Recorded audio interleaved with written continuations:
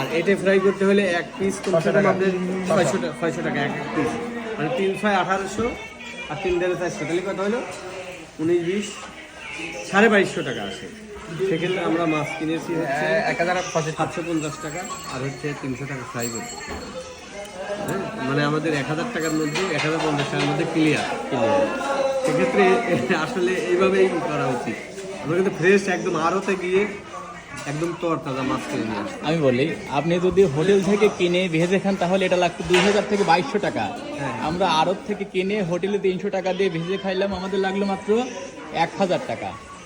এই হলো তরিত আর ভাত। নিজের একবারে তাজা মাছ, তাজা পুরো মাছ। ফ্রিজ আপনার একদম তাজা। খাবেন। আমাদের সকালবেলার নাস্তা হচ্ছে এই মাছগুলো ভাজি। আচ্ছা, একদম তাজা তরতাজা মাছ আমরা নিজে হাতে কিনেছি, ওখানে আড়ত থেকে কিনে এনে এখানে 300 টাকা দিয়ে সেটা বারফি করে নিলাম, নিয়ে এখন খিচুড়ি আসবে সেটা দিয়ে খাবো।